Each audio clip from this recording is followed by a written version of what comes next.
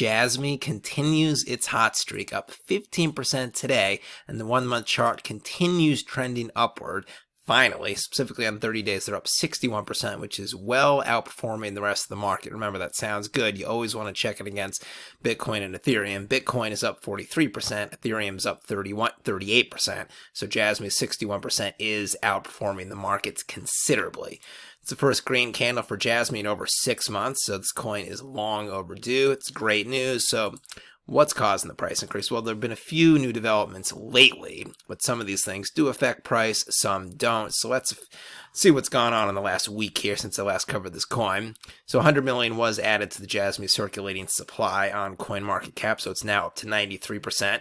That's great. This sort of thing wouldn't really have an effect on price when they increased it from 10% to 92%. That did have an increase, but going from 92 to 92.5 to 93, it's great that CoinMarketCap is accurately reflecting this, but this announcement in itself wouldn't really affect the price.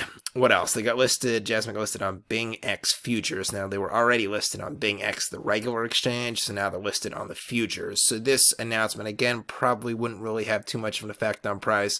When it was listed on Spot, yes, this is a fairly big exchange, like a top 30, top 40 exchange. They are based somewhere in Asia, but just on the futures exchange, it's good, but not quite enough to affect price. What else? They also got listed on StealthX. So this is a cross-chain swap. This is different than a centralized exchange and a decentralized exchange. Centralized exchange, you have to sign up, you have to send the coins there, trade them, send the coins back out.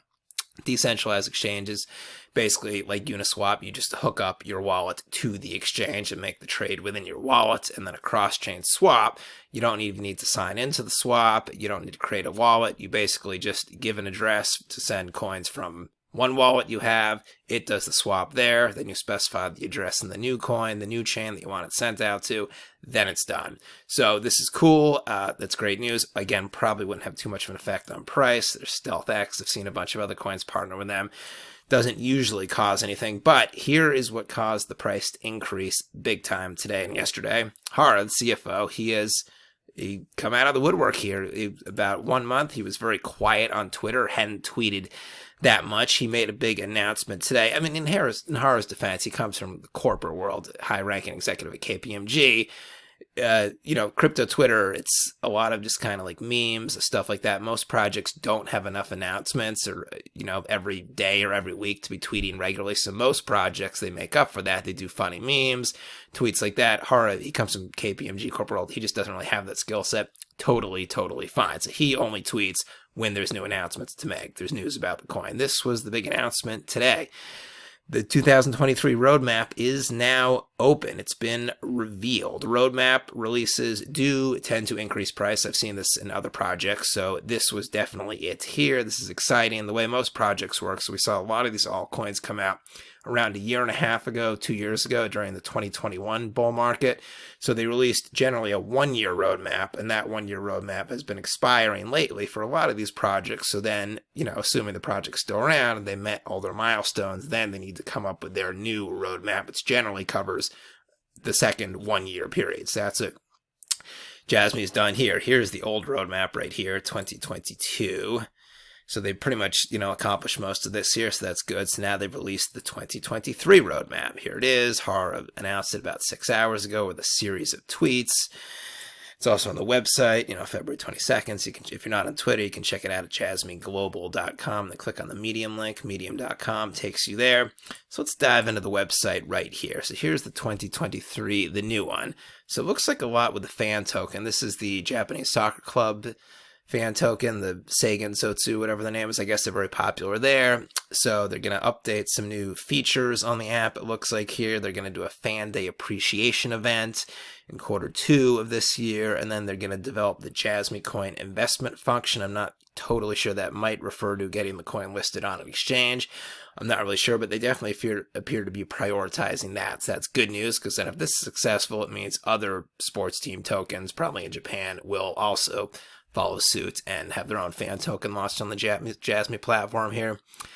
What else? Secure PC. So again, that's the software that is installed in computers. Right now they're installed in the Avita computer, which is a very big notebook computer in Japan. But the Avita, it's pretty much only in Japanese right now, so the sales are pretty much non-existent in North America and Europe. So this is a big announcement here on the roadmap. They're going to release an English version this quarter one, Secure PC and Avita. So this is good. So it looks like they are going to be targeting some Western sales there. Very nice. What's else? And then the community, they're going to launch the Jasmy grants, which I'm not totally sure what that is, but I'd assume it's just a grant to invest in different projects that are going to be launched in the Jasmy ecosystem. That's usually what that refers to.